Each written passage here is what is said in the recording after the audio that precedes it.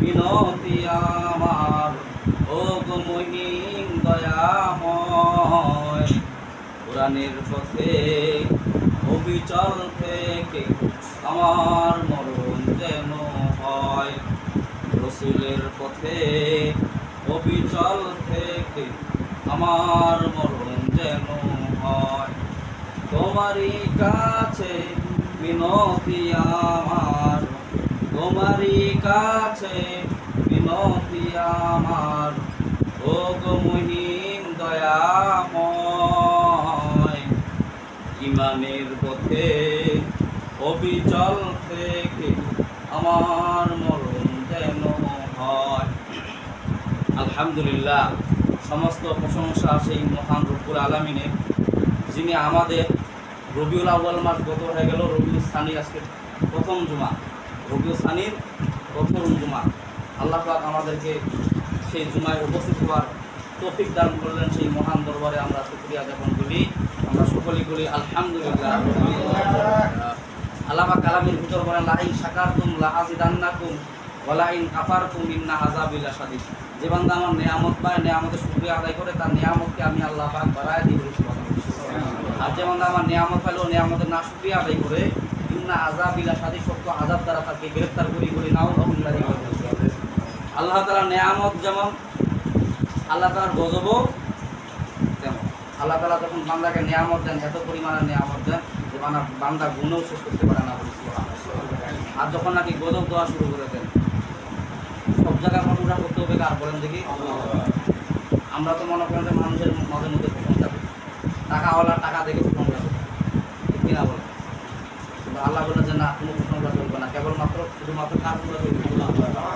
কথাওয়ালা শুরুতেই আপনি মনে করছেন নামাজে যখন আসেন তখনই আপনি সিগনেচার দিচ্ছেন যে আল্লাহ, ওই যে কি আমি আপনারই প্রশংসা করি, আমি আর কার প্রশংসা করবো না। অথচ আপনি এখানে মসজিদে প্রশংসা করেন, আর বাহিরে যখন যান তখন কার প্রশংসা করেন বলেন দেখি? নেতার প্রশংসা করে। কেমন নেতা? নেতা চা খাওয়ায়, পান খাওয়ায়, স্লোগান দেয় নেতার নামে, কোনো নেতার চরিত্র ফুলের মতো পবিত্র, নামাজ পড়লে একটু গাঞ্জা খায়, পাজক, এমন নেতা আছে না নাই? খালি নেতার প্রশংসা। আল্লাহ বলে যে কোনো নেতার প্রশংসা চলবে না, কেবলমাত্র আমার প্রশংসা চলবে। কেন প্রশংসা চলবে? আমার জিহ্বা কে দান করেছেন বলেন দেখি? আল্লাহ তাআলা দিয়েছেন। চোখকে দিয়েছেন, জবানটাকে দিয়েছেন। ইচ্ছা করলে জবান কিছুক্ষণের মধ্যে আপনার কারে নিতে পারেন কিনা?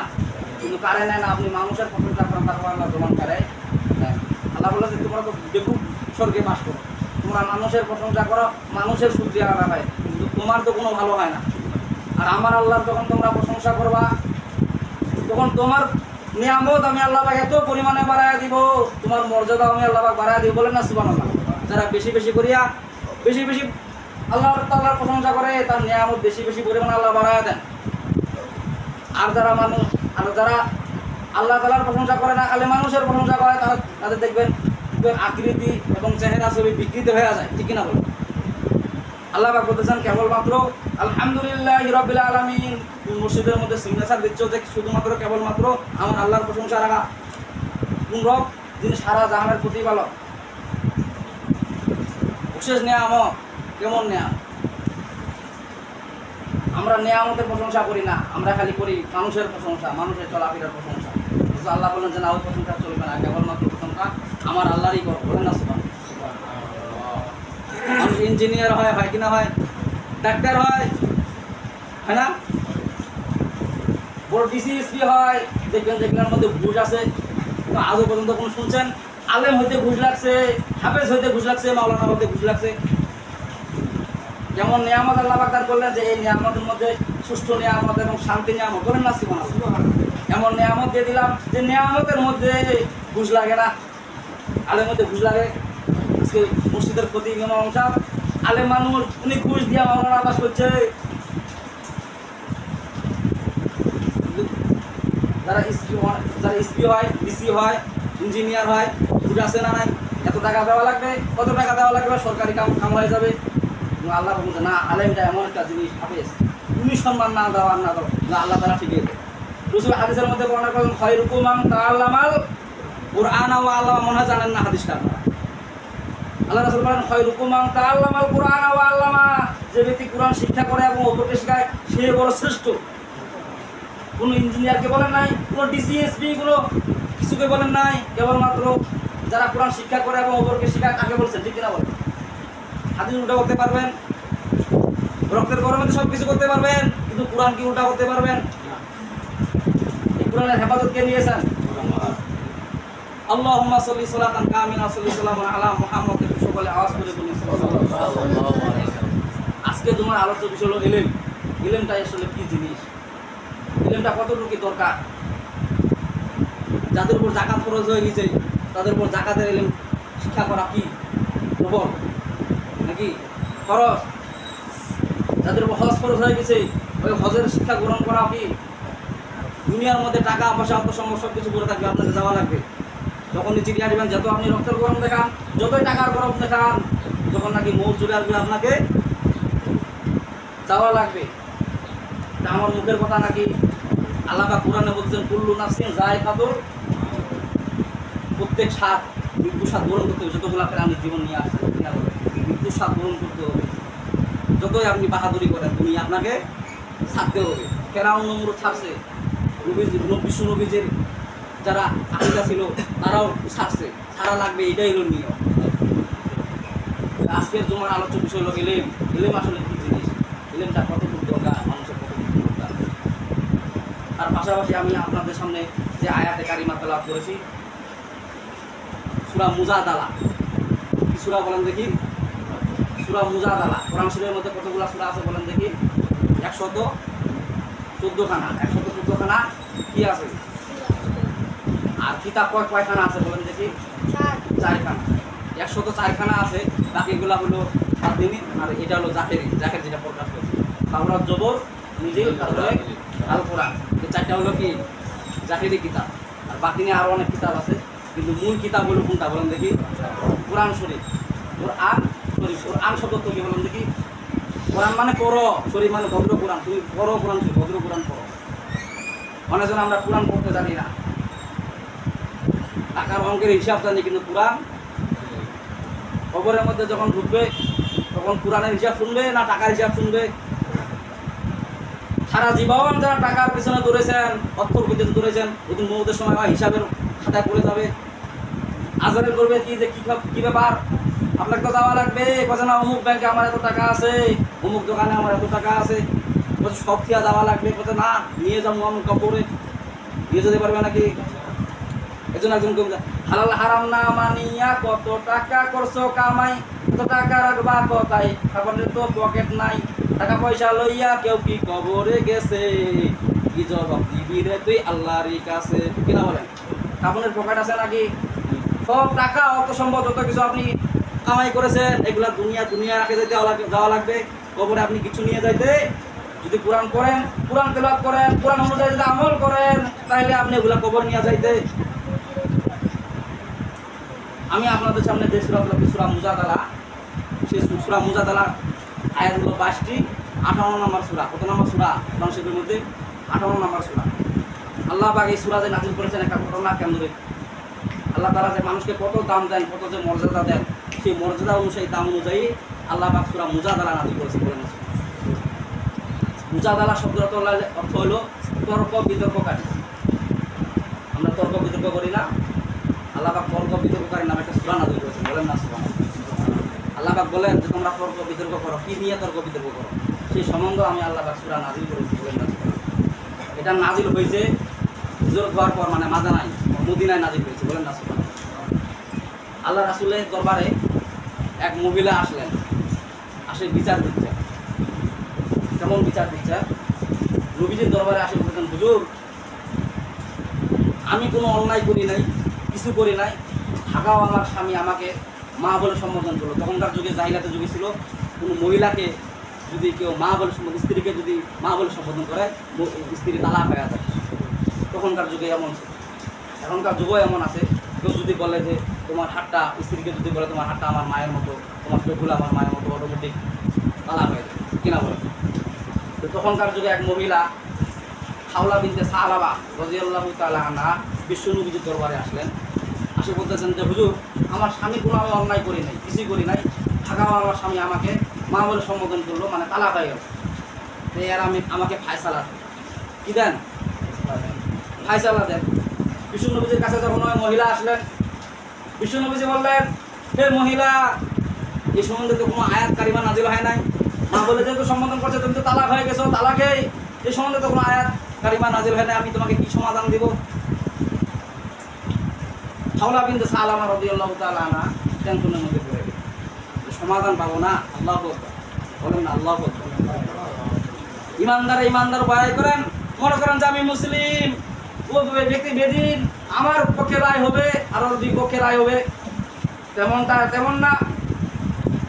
বিশ্ব নবীজি থেকে হযরত ওমর রাদিয়াল্লাহু তাআলার আমলে এক বেদিন, এক কাফের, এক হিন্দু লোক আরেকজন মুসলমান একটা হিন্দু লোকের জমির আল ঠেলে নিয়েছে জোর পূর্বক। এমন লোক মুসলমান আছে না নাই? আমি তো মুসলমান, আমার কিসের বিচার হয়? এমন লোক আছে নাই? আমার টুপি দাড়ি জুব্বা এতটুকু আমার মর্যাদা, আমার কোনো বিচার করিবে নাকি? আমি তো মুসলমান, বিচার হলেও বেদিনদের বিচার হবে, ওর উপর জুলুম করি, এমন লোক আছে না নাই? মানে এমন বুজুর্গ দেখায়, হ্যাঁ ওর নামে বিচার দিছে রে, ওই লোকের নামে বিচার দিছে, ওই লোক কি চিনে? হ্যাঁ, এমন লোক আছে না নাই? কিন্তু ভিতরের খবর কে রাখেন? আল্লাহ পাক বলছেন, ইন্নাহু আলিম বিজাতিস সুদূর। আল্লাহু আকবার। বান্দার অন্তরের খবর কি হয় না হয় আমি আল্লাহ পাক জানি, বলেন না সুবহানাল্লাহ। ওই মুসলমান আর ওই হিন্দু লোক বিচার নিয়ে গেছেন রাসূলের দরবারে, যা বলছেন, হুজুর একটা সমাধান দেন। বলছে কি সমাধান? বলছে ওই হিন্দু লোক আর মুসলমান লোক, আমি ওর জমিন আর জোর করে ঠেলে নেই নাই, তারপর হাগো মিথ্যা কথা বলতেছে। বিষ্ণু নবীজি বললেন, যে মুসলমান তুমি মুসলমান দাবি করো, তুমি তো অন্যায় ভাবে ওর জমিন ঠেলে নিছো, জিবরাইল আমিন তো আসে বলে গেল আমাকে, বললেন না সুবহানাল্লাহ। জিবরাইল আমিন তো আসে আমাকে বলে গেল, এই মুসলমান কথা কি ব্যাপার? আমি একজন মুসলমান, আমার পক্ষে রায় না দিয়া আমার বিপক্ষে আপনি কেন রায় দিলেন? আপনি কিসের হুজুর হন? এমন লোক আছে না নাই? হুজুর যখন হক কথা বলে, এই হুজুর ভণ্ডামি, ভণ্ড হুজুর, আমার পক্ষে রায় না দিয়া ওই লোকের, ওটা হিন্দু লোক, ওটা বেদিন লোক, ওর পক্ষে রায় দিল। মানে হক কথার ভাত নাই, হক কথা বললেই জরিমানা। এমন লোক আছে না নাই? বলছে এই বিচার আমি মানি না। বলছে কি করি না? এই বিচার আমি মানি না, আমি আরো স্থানীয় বিচার করতে চাই। তখন ওই লোক, ওই মুসলমান বলছে এই বিচার মানি না। আবু বকর রাদিয়াল্লাহু তাআলা আনহুর কাছে গেলেন। আবু বকর রাদিয়াল্লাহু তাআলা বললেন যে প্রথম বিচার কে করেছেন? বলছে বিশ্বনবী হযরত মুহাম্মদ সাল্লাল্লাহু আলাইহি ওয়াসাল্লাম। বলেন না সুবহানাল্লাহ। বলছে নবীজি যেখানে বিচার করেছেন আমি সেখানে বিচার করতে। তারপরে গেলেন ওমরের কাছে ওই বিচার নেওয়ার জন্য। ওমর বললেন যে প্রথম বিচার কে করেছেন? বলছে নবীজি করেছেন। বলছে বিচার কি তোমার কেমন লাগছে? কথা পছন্দ হয় নাই। বলছে এখন তুমি কি করতে চাচ্ছ? বলছে আপনি একটা রায় দিয়ে দেন, সেই বিচার আমি মানে নিব। বলেন না সুবহানাল্লাহ। হযরত ওমর রাদিয়াল্লাহু তাআলা ছিলেন রাগান্বিত লোক, খিটখিটে মেজাজি। তিনি বললেন যে আমার বিচার করতে গেলে আমার রুমের ভিতরে যাওয়া লাগবে। খোলা তরবারি আনে এক কোপে গর্দান ছুটাই দিলেন। বললেন যারা নবীজির আইন মানে না, বিচার মানে না, সে যতই মুসলমানি দাবি করুক সেই মুসলমান কখনো হতে পারে। কোরআনের আইন যে মানে না সে কখনো মুসলমান ইমানদার হতে পারে না। ঠিক কিনা বলেন? আর আমরা ইমানদারের বড়াই করি। কেমন ইমানদারের বড়াই করি? হ্যাঁ, অমুক লোকের নামে বিচার দিছে, বাপের নামে বিচার, মায়ের নামে বিচার, চাচার নামে বিচার, মুরব্বীদের নামে বিচার দেয়। আরে তুই যে শয়তানি ভণ্ডামিজি করছিস, সেই বিচার যে কোরআনের বিপক্ষে চলে গেছে। কোরআন বলে একটা, তুই করিস আরেকটা, আর মানুষের চোখে পড়ে আরেকটা। তদ্রুপ এই মহিলা বিশ্বনবীজির কাছে বিচার নিয়ে গেলেন। বিশ্বনবীজির কাছে বিচার নেওয়ার পরে বিশ্বনবীজি বললেন যে মা, এই কোরআনের আয়াত আর দ্বিতীয় কোনো আয়াত নাজিল হয় নাই, আমি কি তোমাকে সমাধান দিব? আল্লাহ তাআলার বিচার দেখেন কেমন বিচার। আল্লাহ পাক সাথে সাথে সূরা মুজাদালা নাজিল করে দিলেন। বলেন না সুবহানাল্লাহ। সমাধান দিচ্ছেন আল্লাহ পাক। হে রাসূল, আল্লাহ পাক সমাধান দিচ্ছেন। ওই মহিলা আপনার কাছে বিচার দিয়েছে, কোরআন আয়াত নাজিল হয় নাই। হে রাসূল, আপনি কি জানেন? আল্লাহ পাক বলতেছেন, قد سمع الله قول التي تجادلك في زوجها وتشتكي إلى الله والله يسمع تحاوركما إن الله سميع بصير. الله أكبر. বিশ্বনবীজি খাওয়া শুরু করে দিলেন, চেহারা মুখ লাল হয়ে গেল। যাওয়ার পরে বিশ্বনবীজি বললেন যে যে মহিলা তুমি আল্লাহর কাছে কি ফরিয়াদ করলা? আল্লাহু আকবার। ওই মহিলা তুমি আল্লাহর কাছে কি বললা? আল্লাহর সাথে সাথে তো কোরআনের আয়াত নাযিল করে দিল। আল্লাহু আকবার। যত আপনি বিভ্রান্ত করেন, মানুষের চিটারি বাটপারি করেন, এক পর্যায়ে আল্লাহ এমন ভাবে ডাইরেক্ট আপনি অ্যাকশন করবেন, আপনি চিন্তাও করতে পারবেন না কিভাবে আল্লাহকে আপনার পানিশমেন্ট করেছেন। সাবধান মানুষের ব্যাপারে। মনে করেন না যে আমি একটা বুজুর্গ, আমি বড় হক্কানি, অন্যায় ভাবে মানুষের প্রতি জুলুম করি। তারও কথা আল্লাহ পাক ওই মহিলা বলতেছেন যে আমি আল্লাহর কাছে কোনো ফরিয়াদ করিনি, এতটুকু ফরিয়াদ করছি, আল্লাহ আমার কি সমাধান হবে না? এত মানুষের সমাধান হয়, আমার কি সমাধান হবে না? আপনি কোরআনে আয়াত কি নাযিল করতে পারেন না? আল্লাহু আকবার। আল্লাহ আয়াত নাযিল করে বলতেছেন, জিবরাইল আমিন এসে বলতেছেন, রাসূলকে বলতেছেন, হে রাসূল, আল্লাহ পাক কোরআনে আয়াত নাযিল করে দিয়েছেন ওই মহিলার ব্যাপারে। আপনি ওই মহিলাকে বললেন যে মা বাবার সম্বোধন করলে তালাক হয়ে যায়, তার বিতর্ক কোনো রাস্তা নাই মেনে নেওয়ার মতো। কিন্তু আল্লাহ পাক মানে নেওয়ার মতো কোরআনের আয়াত নাযিল করে দিয়েছেন। বলেন না সুবহানাল্লাহ। আল্লাহ পাক বলতেছেন, قد سمع الله قول التي تجادلك في زوجها وتشتكي إلى الله والله يسمع تحاوركما إن الله سميع بصير الله أكبر। আল্লাহ পাক বলতেছেন, قد سمع الله, মানে অবশ্যই সামি আল্লাহ, আল্লাহ তাআলা শুনেছেন, কওলাল্লাতি, ওই মহিলার কথা, তুজাদিলুকা ফি যাওজিহা, তুজালিকা মানে যার সাথে আপনি তর্ক বিতর্ক করেছেন, ফি যাওজিহা, তার স্বামীর ব্যাপারে। আল্লাহ পাক বলতেছেন, হে রাসূল, কদ সামি আল্লাহ, মানে অবশ্যই সামি আল্লাহ, আল্লাহ তাআলা শুনেছেন, কওলাল্লাতি, ওই মহিলার কওল, ওই মহিলার কথা, তুজাদিলুকা, যার সাথে আপনি স্বামীর ব্যাপারে তর্ক বিতর্ক করেছেন, যে বলছেন যে এরকম কোনো আয়াত নাযিল হয় নাই, আমি তোমাকে কি ফতোয়া দিব, কি মাসালা দিব, এরকম তো কোনো আয়াত নাযিল হয় নাই। তার কথা আল্লাহ পাক রাত 12টার দিক, প্রচন্ড পেটের ব্যথা, হাওমাও করে কান্না করেন, শুনেন কে? গভীর রাতে যখন তাহাজ্জুদ নামাজে পড়ে যখন আল্লাহর কাছে কান্নাকাটি করেন, তখন আর শুনেন কে? সমাধান আল্লাহ দিয়ে দেন। আপনি মনে করেন যে অমুকের বিরুদ্ধে অ্যাকশন নিছে, অমুকের বিরুদ্ধে অ্যাকশন নিছে, ওই লোক ভালো নয়, কিন্তু ওর ভিতরে যে কি আছে না আছে আল্লাহ তাআলা শুনেন কি না? আল্লাহ তাআলা ওই মহিলার কথা শুনছেন। আম্মা আয়েশা রাদিয়াল্লাহু তাআলা পাশ থেকে শুনতেছেন, হুজুর ওই মহিলা কখন আল্লাহ তাআলার কাছে শেখায় নালিশ করলো, আমি তো কিছুই বুঝলাম না। আল্লাহ রাসূল বলেন যে হে শুনো স্ত্রী, আমার স্ত্রী শুনো, মানুষের অন্তর আর আল্লাহর অন্তরের সাথে লিপিবদ্ধ করা আছে। বলেন না সোনা, তারা মারা আছে, শিকল মারা আছে। কি করা আছে? শিকল মারা আছে। আল্লাহর অন্তর আর মানুষের অন্তরে অ্যাডজাস্ট করা আছে। যখন নাকি মানুষ কোনো অন্তরের মধ্যে কিছু পরিকল্পনা নেয়, সাথে সাথে সেটা আল্লাহ তাআলা বুঝতে পারেন, মানুষ বুঝতে পারুক আর না পারুক। আম্মা আয়েশা রাদিয়াল্লাহু তাআলা বলতেছেন, পাশের রুমে আমি আসিলাম, কই আমি তো কখনো শুনলাম, বুঝতে পারলাম না কখন মহিলাটা আল্লাহ দরবারে ফরিয়াদ করলো। আল্লাহ তাআলা ফরিয়াদ শুনেন কিনা না শুনেন? অন্যায়ভাবে মানুষকে খারাপ আচরণ করা যাবে? হুঁশিয়ার সাবধান, যদি খারাপ আচরণ করেন আর ওই লোক যদি একবার যদি আল্লাহর কাছে ফরিয়াদ করে আর একবার যদি কবুল হয়ে যায়, আল্লাহ আপনাকে চূর্ণ বিচূর্ণ এমন ভাবে করে দিবে, আপনার কোনো অস্তিত্ব থাকবে। আল্লাহ পাক ওই কথা বলতেছেন, قد سمع الله قول التي تجادلك في زوجها وتشتكي إلى الله والله يسمع تحاوركما إن الله سميع بصير الله أكبر। আমার জীবন, আমার মরণ, আমার জিন্দেগি, আমার জীবন, আমার মরণ, আমার জিন্দেগি, ইয়া এলাহি কবুল করো আমার বন্দেগি। আমার জীবন, আমার মরণ, আমার জিন্দেগি, আমার জীবন, আমার মরণ, আমার জিন্দেগি, ইয়া এলাহি কবুল করো আমার বন্দেগি। আল্লাহু আকবার। আমার জীবন, আমার মরণ সবকিছু তার জন্য। আল্লাহ পাক তো ওই কথা বলেছেন, ইন্না সলাতি ওয়া নুসুকি ওয়া মাহইয়ায়া ওয়া মামাতি লিল্লাহি রাব্বিল।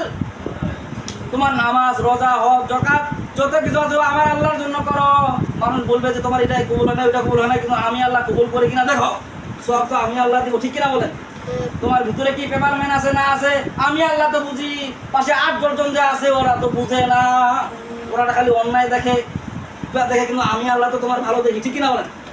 তোমার আল্লাহ যদি আমি ভালো না চাইতাম তাহলে তোমার আল্লাহকে আমি এত বড় মানুষ কখনো বানাইতাম না। হালাল রিজিক খাওয়া, একটা লোক কষ্ট করে হালাল রিজিক খায়, হারামের কাছে যায় না, এমন লোক আছে না নাই?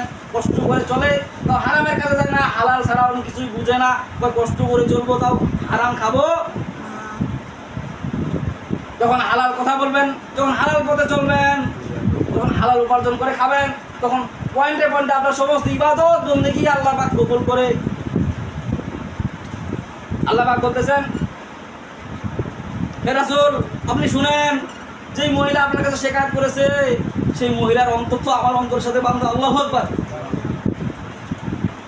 ওই মহিলার সমাধান আপনি দিতে পারতেছেন না, আমি আল্লাহ পাক ওই বন্ধুকে তো আমি আল্লাহ পাক তৈরি করেছি, আমাকে এই জন্য আশটা বেশি লাগছে, আপনি তো রাসূল তৈরি করেন নাই, বলেন না সুবহানাল্লাহ। ওই মানুষকে তো আপনি তৈরি করেন নাই, আমি তৈরি করেছি, কারণ আমি সমাধান ছাড়া তো কেউ সমাধান দিতে পারবে। আল্লাহ পাক তাস্তাকি ইলাল্লাহ, ওই মহিলা আল্লাহর কাছে ফরিয়াদ করেছে, হে রাসূল, জিবরাইল বলতেছে, হে রাসূল ওই মহিলার সাথে যে আপনি তার স্বামীর ব্যাপারে তর্ক বিতর্ক করলেন, আপনি যে বললেন যে সমাধান নাই, মা বলে সম্বোধন করেছে, তালাক হয়ে গেছে, কিন্তু সমাধান দেওয়ার জন্য আল্লাহ পাক কোরআনের আয়াত সূরা মুজাদালা নাযিল করে দিলেন, বলেন না সুবহানাল্লাহ। আল্লাহ পাক তাস্তাকি ইলাল্লাহ, ওই মহিলা ফরিয়াদ করার কারণে আমি আল্লাহ পাক আয়াত নাযিল করে দিলাম সূরা মুজাদালা, বলেন না সুবহানাল্লাহ। আল্লাহ আরো বলতেছেন, আল্লাহু ইয়াসমাউ তাহাউরুকুমা, আল্লাহু আল্লাহ তাআলা ইয়াসমাউ তিনি শুনেন, আল্লাহ তাআলা কি করেন শুনেন। অন্ধকারে রাতের আধারে কোথায় আপনি ডাকাতি করেন, চুরি করেন, বাটপারি করেন, আল্লাহ দেখেন কিনা, সব কিছু দেখেন, কিন্তু কিছু বলেন না, আপনাকে ছাড়ে দিয়েছে, আপনি খান দুনিয়ার মধ্যে পুরাইতে থাকেন, গুটির মধ্যে সুতা আছে না নাই, যখন সুতা ধরে টান দিবেন তখন আবার তোমার বান্দরামগিরি, যত সুৎখর, যত বেনামাজি, যত চালাকি করেন, মানুষের অন্যায় লণ্ঠন করে খান, সব কিছু একদিনেই দেওয়া লাগবে, ঠিক কিনা বলে? বুড়ি যখন সুতা ছাড়ে তখন এদিক ওদিক ফাল মারে, তখন মোকা ঘুরিয়া পারি বেড়াই, একদিকে ফাল মারে, একদিকে ডান দিকে, একবার উপর দিকে। এমন কিছু লোক আছে খালি ফাল মারে, এত টাকা আছে, এত অর্থ সম্পদ আছে, মোর ক্ষতি কায় করিবে। একবার সিনেমা হলে যায়, একবার মসজিদের মধ্যে যায়, আরেকবার সুরের আড্ডাখানে যায়, আরেকবার সুদের আড্ডাখানে যায়, এমন লোক আছে নাই? মোর টাকা আছে, এটা আছে, ওইটা আছে, মোর খায় কি ছিড়াবে দেখা যাবে। যখন নাকি সুতা ধরে টান দিবেন তখন আপনার জায়গার মতো বিচার। আল্লাহ ওই কথা বলতেছেন, ইন্নাল্লাহা সামিউম বাসীর, আল্লাহু আকবার। ইন্নাল্লাহা, নিশ্চয় আল্লাহ তাআলা, সামিউম তিনি শ্রবণকারী, বাসীর এবং দেখিনেওয়ালা, বলেন সুবহানাল্লাহ। হে রাসূল ওই মহিলা যে আপনার কাছে আসে আপনার কাছে বিচার দিল সমাধান দেওয়ার জন্য, আপনি বললেন যে এরকম কোনো আয়াত নাজিল হয় নাই, আমি আল্লাহ আয়াত নাজিল করে দিয়ে সমাধান দিলাম, বলেন না সুবহানাল্লাহ। ইন্নাল্লাহা, নিশ্চয় আল্লাহ তাআলা, সামিউন শুননেওয়ালা, বাসীর দেখনেওয়ালা। ওই মহিলা যে আপনার কাছে আসার পরে যে কথাবার্তা বলছে, আমি আল্লাহ তাআলা শ্রবণকারী, শুনেছি, বাসীর এবং দেখেছি, বলেন না সুবহানাল্লাহ। আপনি যখন কোনো সমাধানের জন্য কোথাও যান, আল্লাহ তাআলা শুনেন এবং দেখেন।